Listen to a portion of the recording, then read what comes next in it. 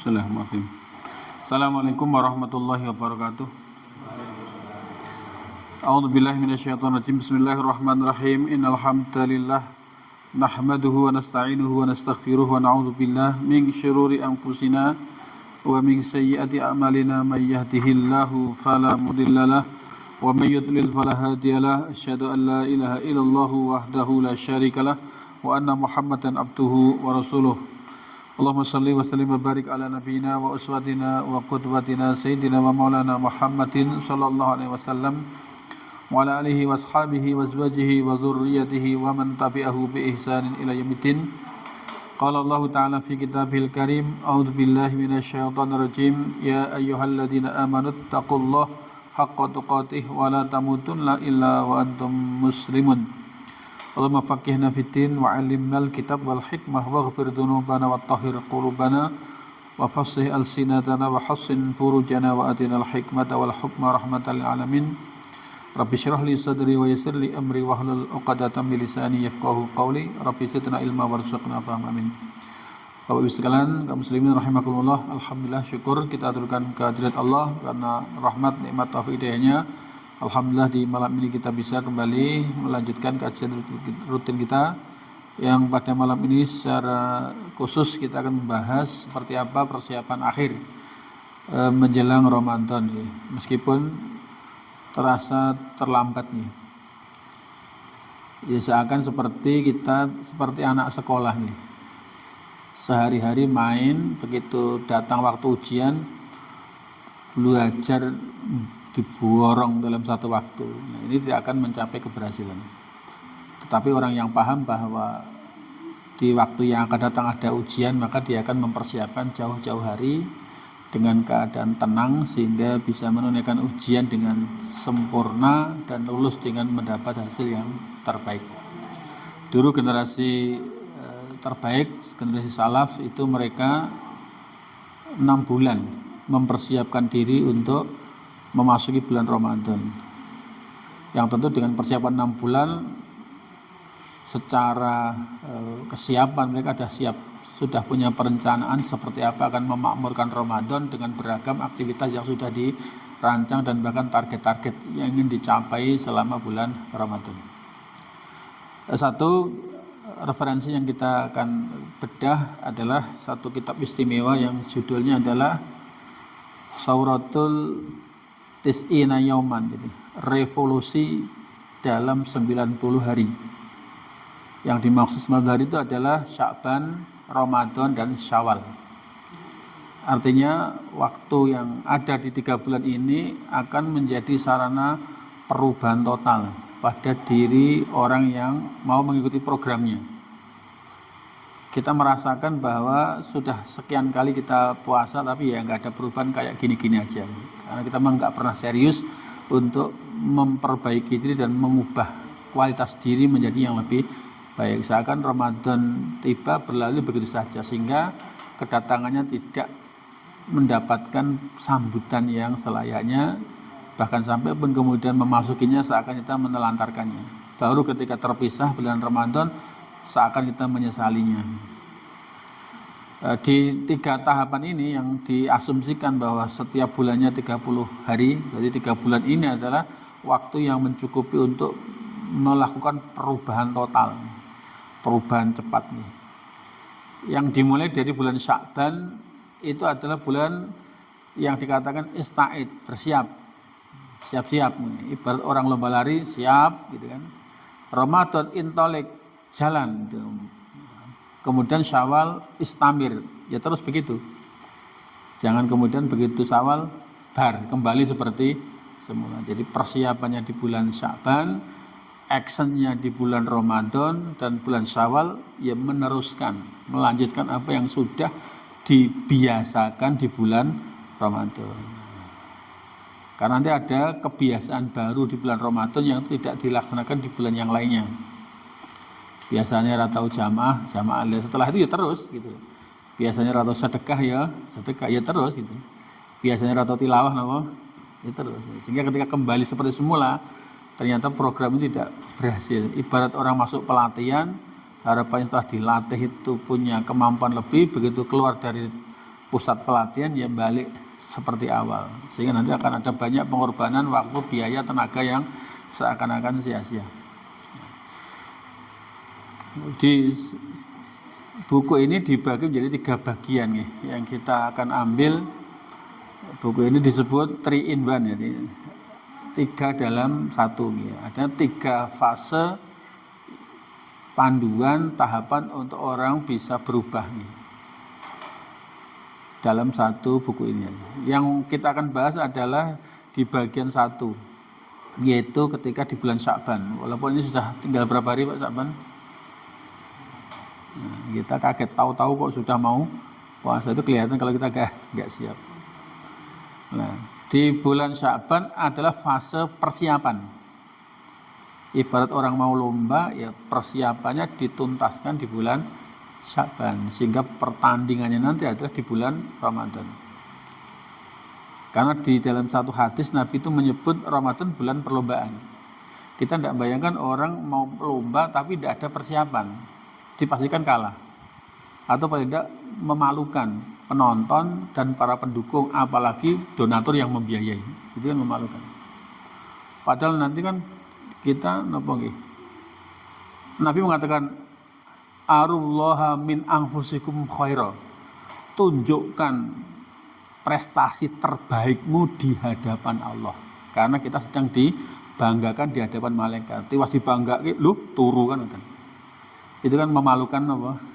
Sing jagok Allah itu jagok kita, dan itu di hadapan para malaikat, dan itu menjadi perlombaan. Sehingga ketika kita lomba kok nggak siap, nggak menarik, penontonnya nggak menarik, apalagi yang membiayainya. Itu kan kita khawatir itu. Nah, di fase pertama adalah ada kalimat ista'id fi Sya'ban, bersiaplah di bulan Sya'ban. Di antara bentuk persiapan di bulan Sya'ban ini adalah nanti ada 2 bagian ya, yaitu tentang persiapan yang dimaksud seperti apa. Karena kita bayangkan bahwa Ramadan adalah bulannya musabaqah, bulannya perlombaan, dipastikan orang yang mau masuk perlombaan ada kesiapan. Di antara persiapan supaya nanti di bulan Ramadan itu menjalankan ibadah dengan baik, bahkan di ujungnya nanti akan mencapai finish sebagai juara. Itu yang pertama, bentuk persiapan adalah ada beberapa faedah, beberapa manfaat ketika orang melakukan persiapan. Yang hari ini kita lihat yang disiapkan kan rupanya dicuci, sajadah karpet di laundry, temboknya dicat kan gitu. Sementara pemainnya yang diperbaiki stadionnya, tapi pemainnya tidak dipersiapkan. Lah, ada beberapa manfaat, beberapa faedah dalam persiapan ini. Di antaranya adalah ta'awudu khairan. Jadi yang pertama adalah membiasakan kebaikan. Yang ini adalah sebentuk latihan ya. Nanti itu seakan jadi wagu. Nanti khawatir didengarin ke. Coba hari ini kan masjid musola sepi kan. Begitu Ramadan, dengarin Pak. Coba kalau orang tidak biasa itu nanti dia akan sungkan. Di komentari mutung wis. Tapi kalau udah biasa kan ketidakhadiran ditanyakan. Tapi kalau yang nggak bisa hadir baru datang dipertanyakan, awas lelek wis sandal hilang, bebek ampli hilang kan gitu.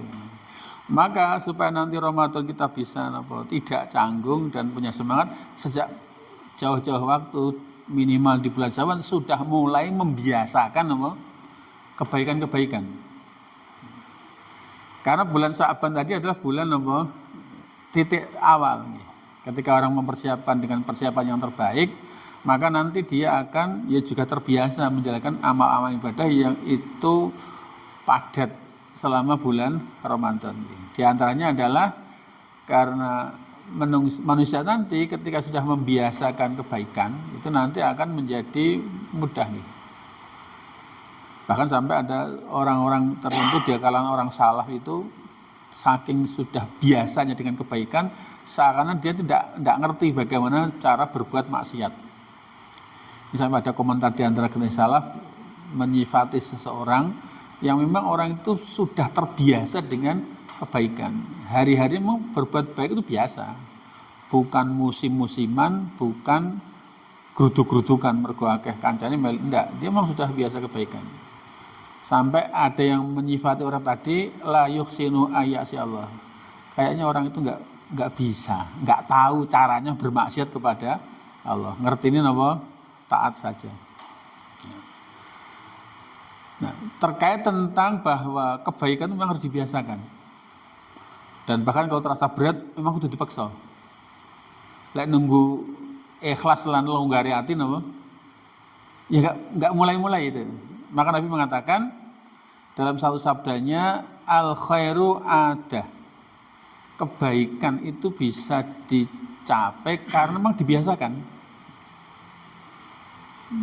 Jadi kalau misalnya sejak anak-anak kita sudah latih membiasakan hal-hal yang baik, membiasakan untuk diajak dalam ketaatan, itu nanti akan mudah.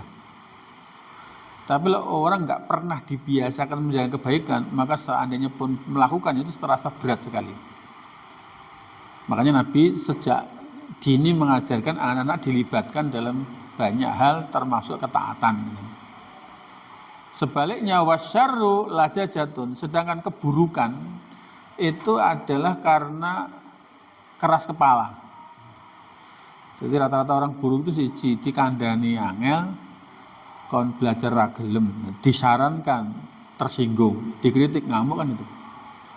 Akhirnya itu menjadi sebab orang menjadi buruk. Jadi memang kebaikan harus dibiasakan. Sehingga kalau memang kita nggak biasa, ya mulai dilatih. Kalau terasa berat dipaksa. Karena hawa nafsu itu kalau dituruti akan selalu mengajak kepada keburukan. Ada untuk diajak taat itu berat, ya memang pertama ditaklif itu nama ya dipaksa. Misalnya uang kok pelit, misalnya di sedekah kok yang penting ikhlas ora ketang sithik ya ra iso. Mending akeh walaupun ra ikhlas cik manfaat bagi nama orang lain. Kalau tidak dipaksa nanti tidak terbiasa. Dibiarkan maka dia akan menjadi bolone setan. Jadi harus dilatih. Bahkan nafsu itu harus dihajar. Karena nafsu itu punya kecenderungan selalu mengajak kepada yang buruk. Nah, di antara hadis yang pendek tadi dalam hadis sahih tadi mengatakan kebaikan itu karena memang dibiasakan, sedangkan kejahatan keburukan itu karena kerasnya kepala. Dari hadis tadi bisa diambil dua hal penting. Yang pertama adalah anal fi'al khair ya'ti bitta'awud. Jadi sesungguhnya kebaikan itu memang harus dilakukan dengan cara membiasakan. Sehingga misalnya loh, ketika orang itu secara, jadi nanti kadang sifat itu ada yang kalian sifat bawaan. Misalnya di sini contohkan famay yataghayyara fitratuhu. Barang siapa yang berubah fitrahnya, karena asal orang lahir dalam keadaan fitrah, lurus, baik, tidak nyimpang. Tapi bisa berubah fitrahnya itu karena faktor luar. Nabi mengatakan kullu mauludin yuladu alal fitrah. Setiap bayi yang lahir dalam keadaan fitrah, dalam keadaan lurus, murni, baik, tauhid. Tapi di kemudian hari terjadi perubahan. Di antara faktor terdekatnya adalah fa'abawahu yuhawidanihi au yunassiranihi au yumajisanihi. Tergantung kedua orang tuanya lah. Apakah nanti dia menjadi Yahudi, Nasrani atau Majusi. Di hadis qudsi Allah berfirman, inni khalaqtu ibadi hunafa. Sesungguhnya aku tuh menciptakan hamba-hambaku dalam keadaan hanif, dalam keadaan lurus, tidak ada yang nyimpang. Cuma faja'athum syayatin faja'talathum antinihim. Kemudian begitu lahir ceprot dalam keadaan fitrah, segera datang setan untuk menjauhkan dia dari agamanya. Kadang kita kalah cepat karo setan gitu. Setan wis berinteraksi dengan bayi yang lahir, kita masih belum diberi kesempatan oleh bidan nunggu dibersihni. Begitu berlalu beberapa jam, kayak diserahkan, kemudian kita adzan salat. Jadi setan sudah berinteraksi dengan bayi dengan menusuk-nusukkan pinggangnya itu sampai buktinya adalah bayi nangis itu karena ada interaksi pertama dia dengan setan. Sepengetahuan jenengan bayi putrane jenengan itu lebih dulu diazani apa lebih dulu nangisnya?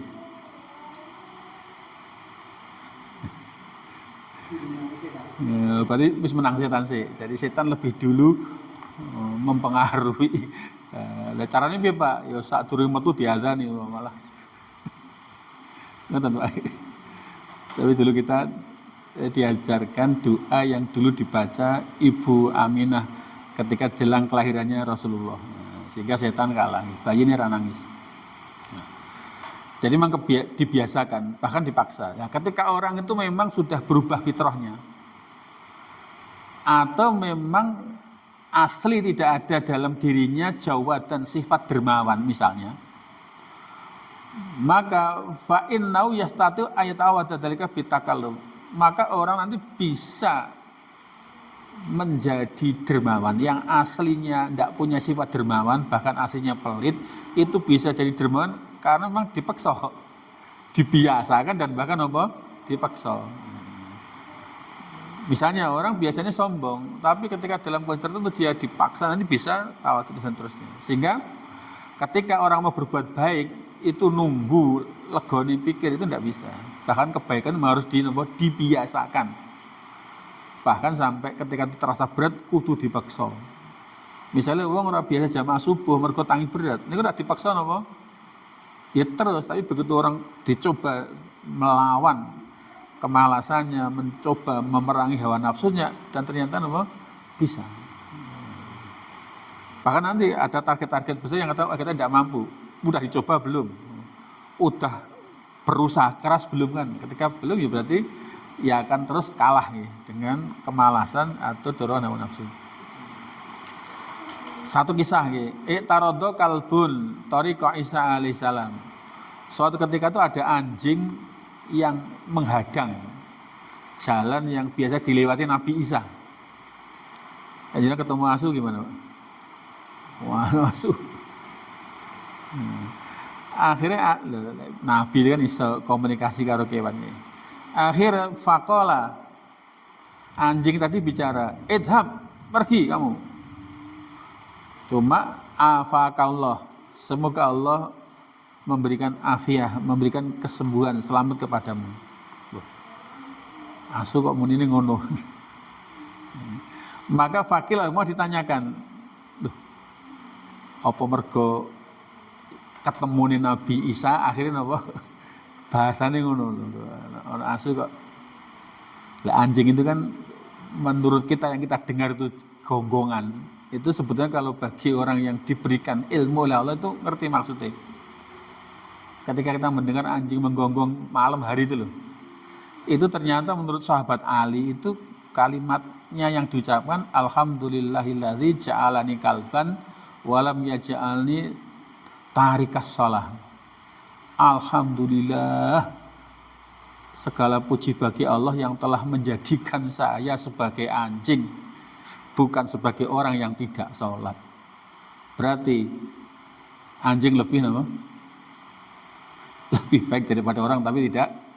Jadi anjing itu bersyukur, alhamdulillah Allah menjadikan aku sebagai anjing, tidak menjadikan orang yang meninggalkan.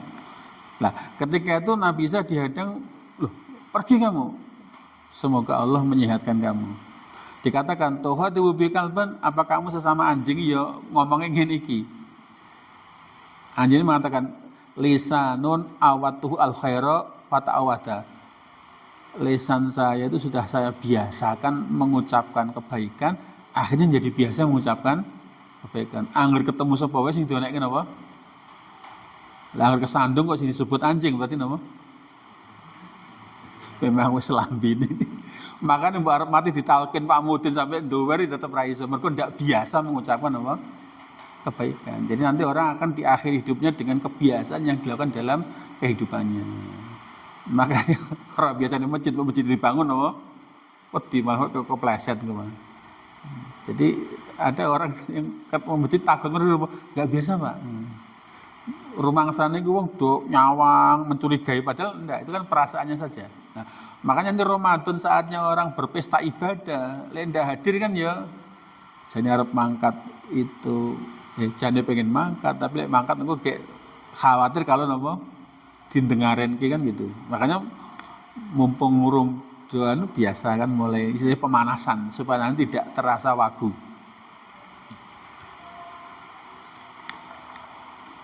Nah, kemudian hal yang kedua makna hadis tadi adalah bahwa anal insan mauludun alal fitrah. Maksudnya manusia itu memang dilahirkan dalam keadaan fitrah.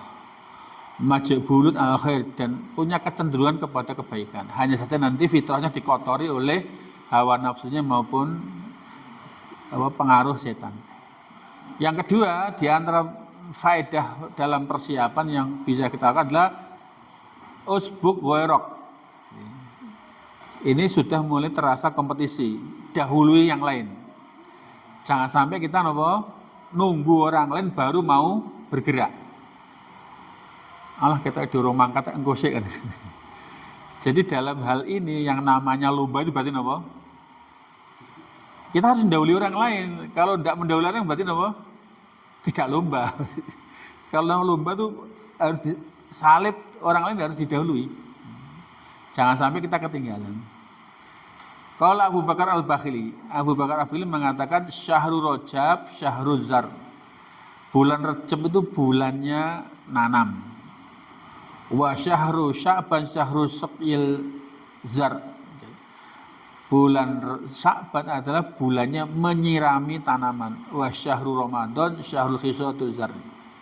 Sedangkan Ramadan adalah bulannya memanen tanaman. Kita tidak bayangkan Ramadan arep manen ora pernah nandur. Yang mau kita petik apanya kan.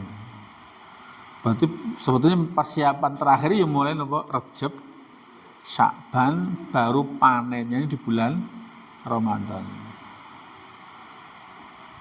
Dan beliau mengatakan mislu syahri Rajab karih, perumpamaan bulan Rajab itu seperti angin. Wa mislu Sya'ban mislul ghaim, sedangkan Sya'ban sepermisalan awan. Wa mislu Ramadan mislul mator, sedangkan Ramadan itu seperti hujan. Wa malam yazra, barang siapa yang tidak pernah menanam wa yughris dan tidak pernah menanam fi Rajab di bulan Rajab walam yasqi fi Sya'ban, maka dia tidak akan menyiraminya di bulan Sya'ban. Ora tok jangan ndak bayangkan orang nandur sing disirami apa nih. Siapa yang tidak menanam di bulan Rajab maka dia tidak akan menyirami di bulan Sya'ban.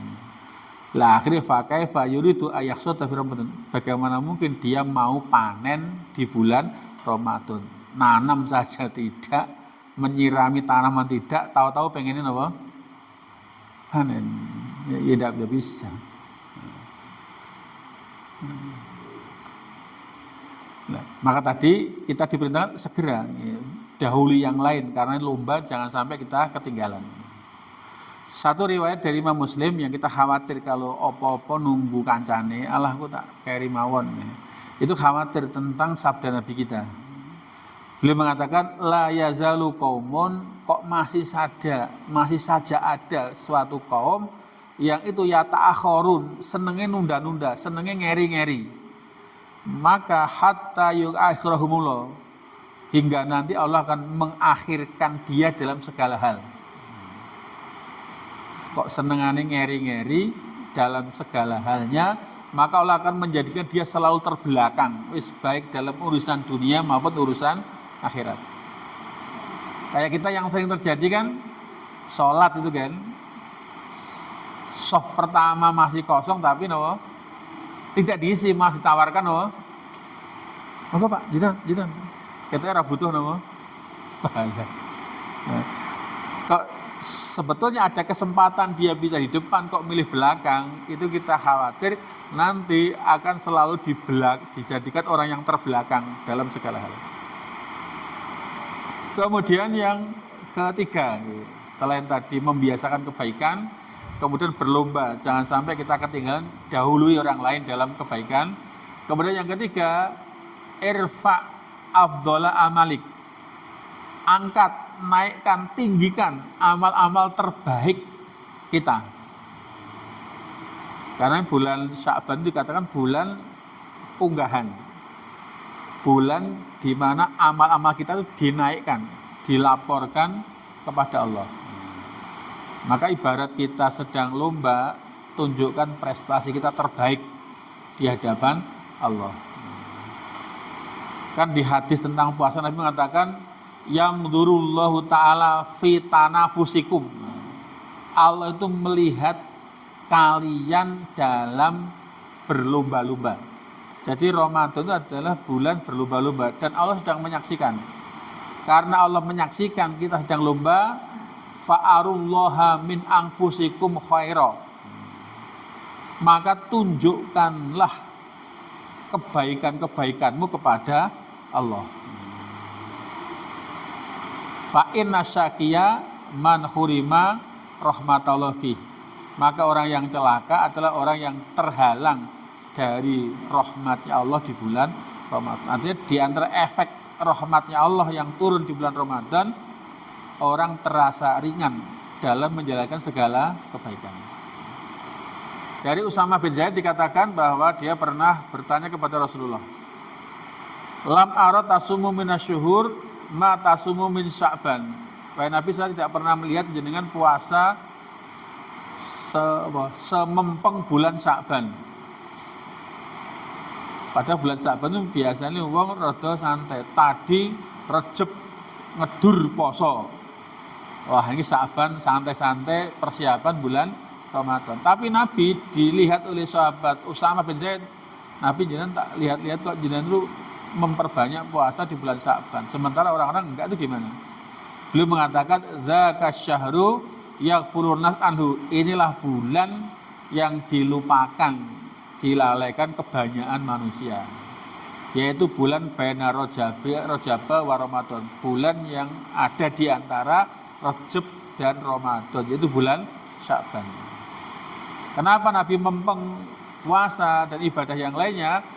Wa huwa syahrun turfa'ul a'mal fihi ila rabbil alamin. Karena di bulan Sya'ban ini adalah bulan di mana amal-amal dinaikkan, diangkat menuju kepada Allah Tuhan semesta alam. Nah, saatnya amalan dilaporkan itu kata Nabi, fa'uhibbu ayurfa'a amali wa ana shaim. Dan saya sangat suka saatnya amalku dilaporkan saya dalam keadaan puasa. Karena pas laporan itu kan misalnya gitu. Jangan pas tawakon kerja ora disawang mandor ya Pak, gelur Pak. Pas dilapor ke di shooting jiran pas ning toilet. Berarti gambarin apa? Tapi yang namanya poso kan durasi ini kan panjang. Mulai apa? Subuh sampai maghrib. Beda dengan orang ngaji Quran nggih. Mau pas ngaji 2 jam ora disawang. Begitu pas lunga dikontrol kira gelor apa? Makanya amal yang itu bisa menjaring peluang selalu dalam keadaan ibadah ya puasa itu, karena amalan yang durasinya panjang. Nek sholat kan paling hitungannya menit, maca Quran mungkin paling hitungannya jam, sedekah paling hitungannya detik kan. Tapi puasa lah pas dilaporkannya amal itu, Nabi itu senang kalau beliau dalam keadaan pas puasa. Maka akhirnya beliau menjadikan Sya'ban adalah bulan yang beliau banyak puasa, karena itu saatnya amal dilaporkan, sehingga catatan terakhir itu adalah tulisannya adalah puasa. Nah, dalam hadis ini diisyaratkan bahwa bulan Sya'ban adalah bulan yang istimewa di antara 2 bulan yang agung. Ini diantara alasan kenapa Sya'ban itu menjadi sarana untuk memperbanyak amal, karena sedang dilaporkan dan juga termasuk bagian dari latihan awal sebelum masuk pertandingan yang sesungguhnya adalah di bulan Ramadan. Nah, kemudian nanti amalan dilaporkan itu ada periodiknya. Ada yang nanti periode harian, ada periode pekanan, ada periode bulanan, ada periode tahunan. Warufi al-amal ila rabbil alamin ala salah satu anwa. Jadi amal-amal itu dilaporkan kepada Allah itu dalam 3 macam, 3 bentuk. Naul awal, bentuk yang pertama adalah ordun yaumiyun, yaitu laporan presentasi harian. Jadi ibarat kita mulai bangun tidur sampai mapan tidur itu sebetulnya sedang menunjukkan kebaikan kita di hadapan Allah, sedang mempresentasikan. Jadi ada amalan yang pelaporannya adalah periodenya harian. Ini kama fi hadis Abu Hurairah, sebagaimana dalam hadis Abu Hurairah. Jadi jeneng punggahan itu napa Pak? Ora kudu napa? Jelang. Itu periode tahunan. Nanti ada periode amal dinaikkan dalam hitungan harian. Jadi ada laporan harian, ada laporan pekanan, ada laporan bulan, ada tahunan. Hadis dari Abu Hurairah, Nabi mengatakan, ya ta'aqabuna fikum malaikatun bilaili wa malaikatun binahar. Silih berganti datang kepada kalian malaikat sip malam dan malaikat sip siang. Jadi malaikat itu tugasnya tidak 24 jam sing napa mencatat amal kita. Jadi ada malaikat, bahasanya malaikat yang tugasnya malam, berarti hitungannya mulai maghrib sampai subuh. Nanti ada malaikat siang, aplosan sipil mulai subuh sampai maghrib. Jadi silih berganti malaikat datang kepada kalian, yaitu malaikat malam dan malaikat siang. Lepas serah terimanya kapan itu? Wa yajtami'una fi sholati fajri wa sholati asr. Dan titik temu malaikat serah terima laporan itu ada pada sholat subuh dan sholat asar. Lihat pas tadi serah terima orang hadir ya Pak. Orangnya mana ini? Lah itu sedang sholat. Orangnya mana? Enggak ada lah. Rasa dilapor. Jadi ketemunya malaikat aplosan itu adalah pada waktu sholat subuh dan waktu sholat asar. Kemudian sumaya arujul ladzina batu fikum. Kemudian naiklah malaikat yang itu jogo semalaman ngawasi kalian. Akhirnya ditanya oleh Allah, fasa'alahum wa huwa alamu bihim.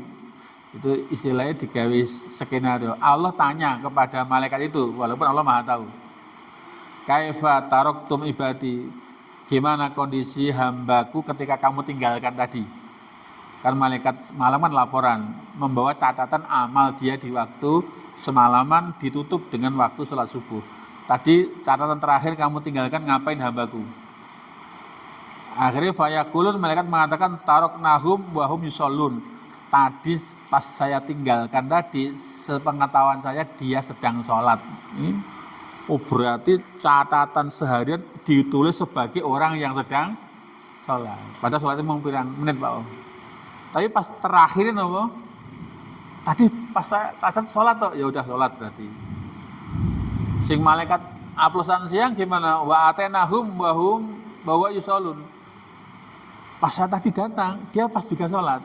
Karena aplosannya waktu nomor sholat subuh, pas waktu sholat asar. Yang mau laporan menyaksikan bahwa terakhir yang dilihat sholat, yang malaikat baru tugas, yang dilihat pertama adalah sholat. Oh berarti sah meyakinkan bahwa hambaku ahli sholat. Lah ini lah cuma nanti laporan itu nanti punya dampak. Ada yang nanti membahagiakan dan membanggakan pas saat dilaporkan ternyata tercatat sebagai orang yang beramal sholat.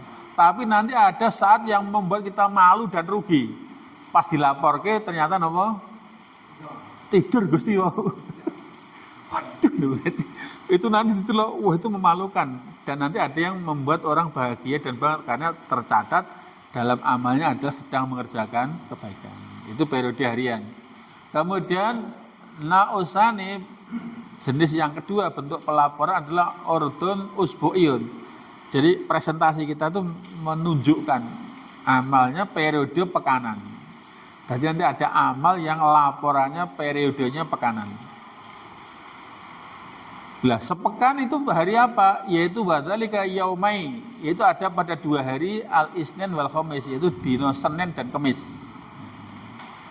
Maka Nabi dikatakan, Nabi kok saya amati penjenengan itu memperbanyak puasa di hari Senin dan Kamis itu kenapa? Nek uang kan, oh berarti Nabi itu dino Senin poso itu masani dina wetone, apa dina kelahirane.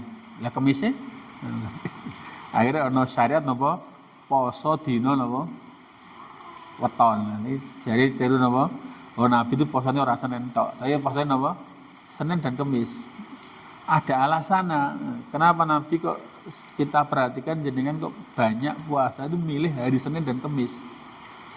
Nah, ternyata beliau mengatakan begini, innal a'mal tu'radu kulla isnaini wa khamisin.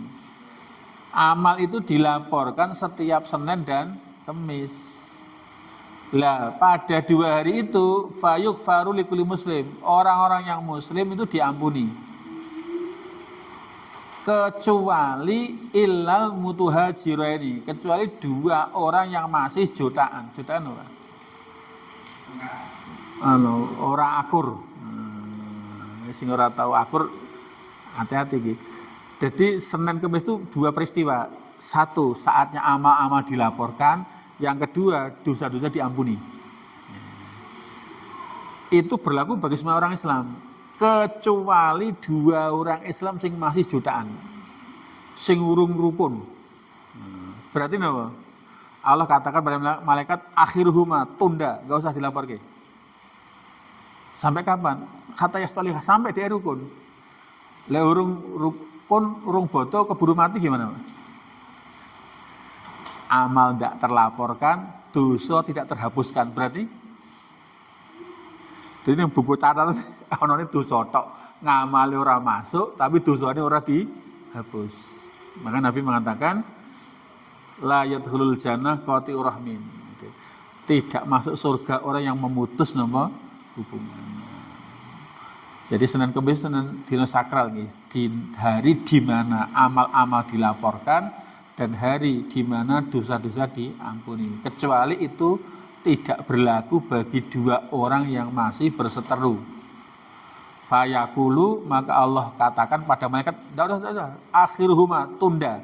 Jangan dilaporkan dulu dan jangan dihapus catatan dosanya." Sampai kapan Gusti? Ya sampai rukun. Ternyata saking jengkel ora gelem rukun, oh jo ngasi tekan dina kiamat aku ora bakal ngapura. Misalnya gitu gimana? Ya sudah, amalnya tidak terlapor, dosanya tidak terhapus. Ini diantara kenapa Nabi kok Senin Kamis, karena pas dilaporkan Nabi senang kalau dalam keadaan puasa. Kemudian nausalis jenis yang ketiga yaitu urdun sanawiyun, jadi pelaporan periodik tahunan. Berarti catatannya detail, secara global per tahun itu ada rinciannya. Apa namanya? Daily activity, weekly activity, ada kegiatan harian, ada kegiatan apa pekanan. Catatannya tertib ngono kuwi. Dadi mboten enten sing selip. Yaitu pelaporan amal kepada Allah di bulan Sya'ban. Jadi kalau Sya'ban itu laporan periode tahunan. Sebagaimana hadis yang di depan tadi, Sya'ban adalah huwa syahrun turfa'ul a'mal fihi ila rabbil alamin. Sya'ban adalah bulan di mana dilaporkannya amal-amal kepada Allah Rabbnya semesta alam. Fa uhibbu ayyurfa'a amali wa ana shaim. Saya suka kalau pas amalku dilaporkan saya dalam keadaan puasa. Kemudian manfaat atau faedah persiapan yang keempat adalah insihab min hisbil ghafilin.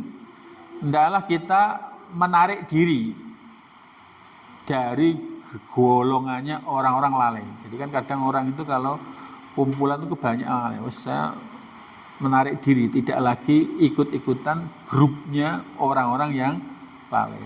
Jadi kalau kan gila, kadang dituruti orang serawung kita, pilih serawung isinya ngomong apa? Yang gerdu ngomong alor gitu loh, ternyata dikumpuli dikira orang serawung, tapi di serawung ternyata apa? Banyak lalainya. Nah, maka adalah bulan Ramadan itu adalah orang mulai menarik diri, mulai memisahkan diri dari golongan orang-orang yang lalai. Poso wis cedak kayak santai wae misalnya gitu. Kenapa? Bi'anan Nabi, bahwa Nabi itu mengatakan bahwa Nabi menjelaskan bahwa anna syahrul Sya'ban, bahwa bulan Sya'ban itu adalah syahrun yaghfulu fihi nas, bulan di mana banyak orang yang melupakannya. Maka sebagaimana hadis yang disebutkan di depan tadi, dzalika syahrun yaghfulun nas anhu, bahwa Sya'ban adalah bulan yang banyak dilupakan manusia.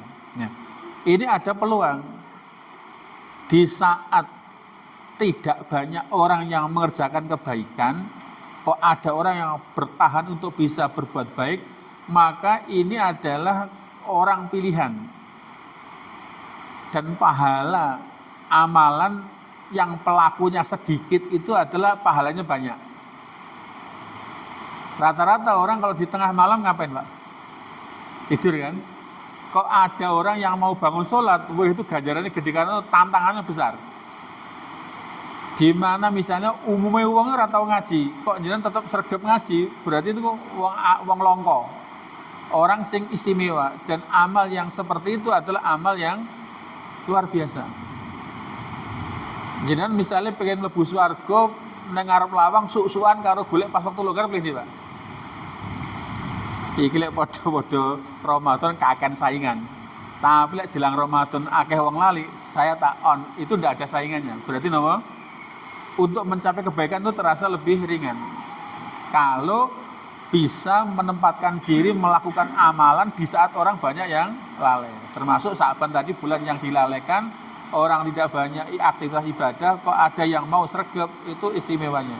Termasuk tadi contohnya amal yang dikerjakan di tengah malam manakala orang tidur, maka ketika ada orang yang sholat 2 rakaat saja itu lebih bagus daripada sholat tidak di tengah malam, pelakunya banyak kan.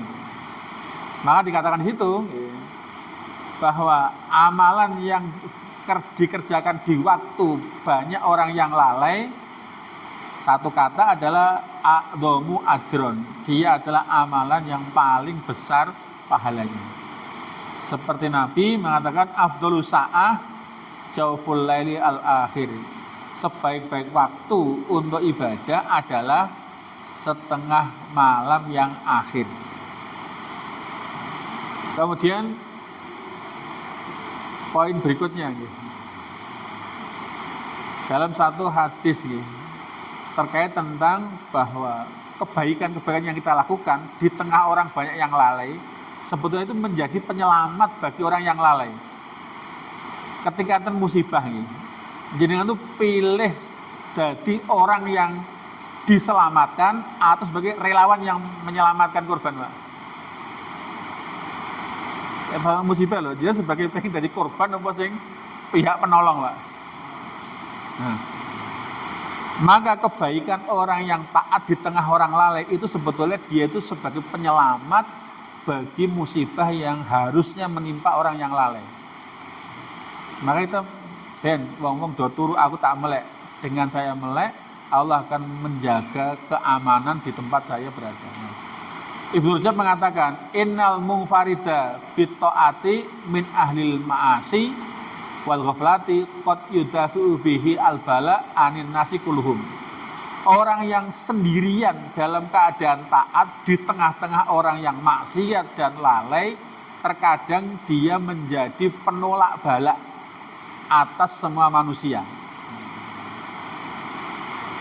Bahkan Nabi sampai mengatakan gini, pernah terjadi hari Jumatan pas Nabi sedang khutbah, tiba-tiba ada rombongan kafilah dagang Dakhiyah Al-Kalbi.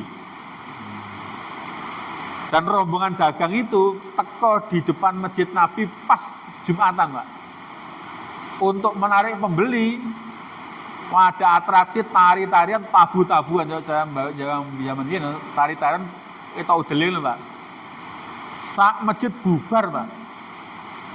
Dia tidak bayangin sahabat yang terdidik oleh Nabi gara-gara ono rombongan dagang, ono sekarang mungkin dangdutan itu, Pak, di depan masjid bubar Jumatan, Pak.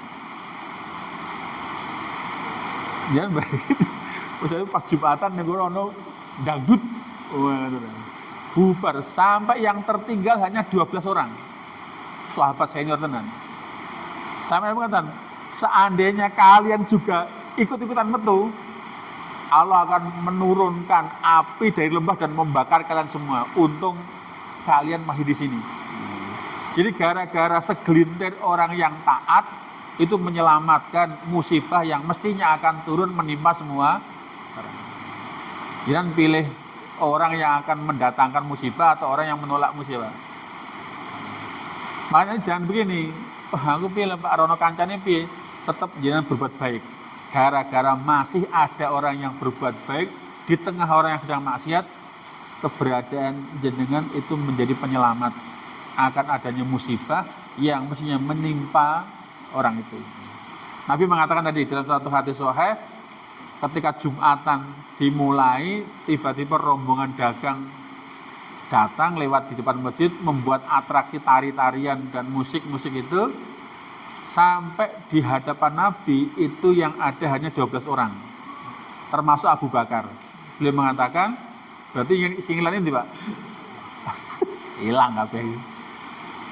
Beliau bersumpah, waladzi nafsi biyadihi, demi Allah nih, lau tadaba'tum, sekiranya kalian juga ikutan keluar, hatta la yabqa minkum ahadun, hingga tidak ada yang tersisa seorang pun, nek sing kowe rolas iki melu metu pisan, la sala alaikum alwadi, maka lembah tadi akan mengalirkan untuk kalian naron api.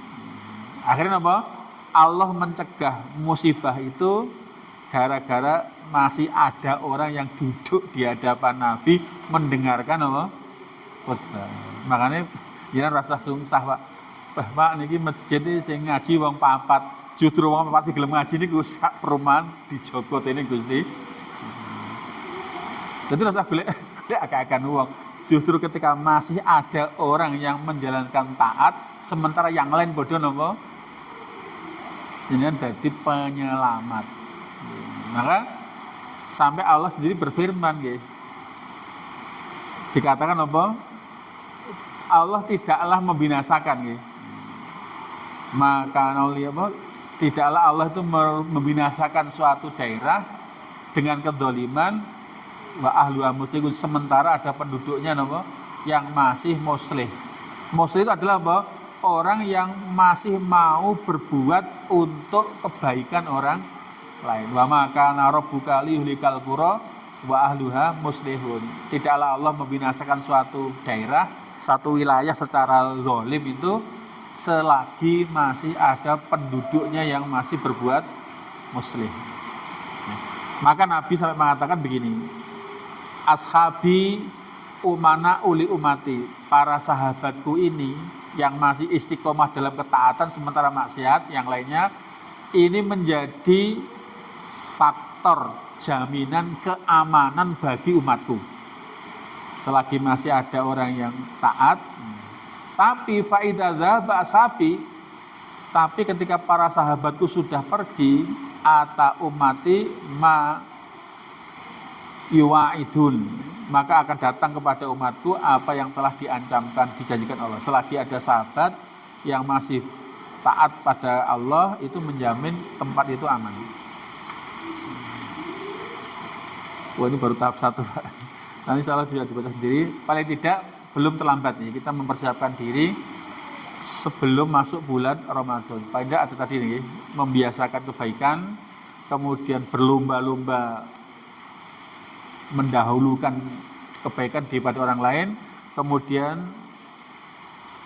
tampilkan, aturkan amal-amal terbaik kita, karena di bulan Sya'ban adalah bulan di mana amal-amal dinaikkan. Kemudian adalah kita cermati bahwa ada amal yang periodenya harian yang kita harus rawat, kita tekuni, ada yang pekanan, bahkan ada yang tahunan.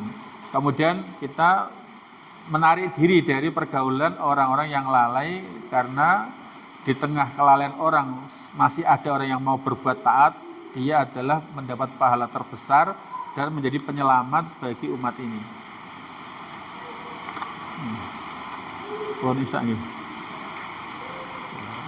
Tahapan-tahapan untuk persiapan Ramadan pertama adalah mengutamakan yang wajib.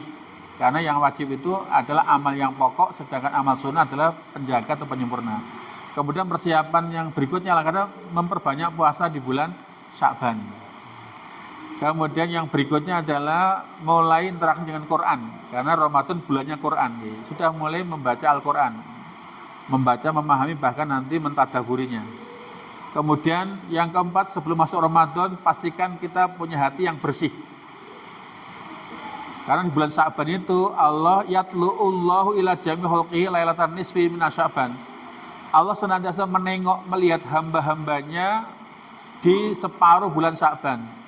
Allah mengampuni semua makhluknya kecuali orang musyrik dan orang yang masih menanam rasa dendam benci kepada sesamanya. Maka dipastikan adalah sebelum masuk Ramadan kita bersihkan hati kita. Maka ada di antara perilaku sahabat, sebelum mereka masuk Ramadan mereka tidak mau memasukinya kecuali telah meminta maaf kepada sesamanya. Jadi ini bukan hal yang aneh nggih. Masa urung bodok wis njaluk napa? Artinya sebelum masuk Ramadan haruslah kita bersih hatinya dari sifat pendendam, jengkel, grundel, karena orang yang masuk bulan Ramadan dengan hati yang bersih lebih mudah menjalankan ketaatan dibanding orang yang masih menyimpan rasa dendam. Demikian sebuah manfaat, insya Allah ada materi yang sudah kita bagikan di mana bisa dibaca-baca. Belum terlambat ya kita mempersiapkan diri di sisa akhir waktu. Paling tidak kita berdoa, Allahumma balighna Ramadan, ya Allah sampaikan umur kita kepada bulan Ramadan. Semoga manfaat. Aku qouli hadza astaghfirullahaladzim innahu huwal ghafurur rahim. Subhanakallahumma wa bihamdika asyhadu an la ilaha illa anta astaghfiruka wa atubu ilaik. Assalamualaikum warahmatullahi wabarakatuh.